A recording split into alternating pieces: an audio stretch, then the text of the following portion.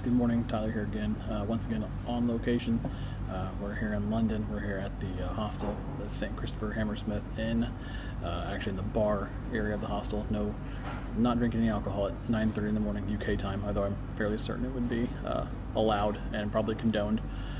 So there's that. But wanted to show you guys, I'm a few days late on it, but this is my trip to the National Football Museum. One of the old relics from football past in there.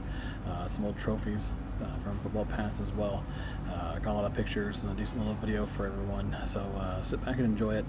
It's based in Manchester, England. It was a fun little visit to have. Even got a picture taken with one of the Premier League trophies. So you guys enjoy it. I'm glad I could share it with you.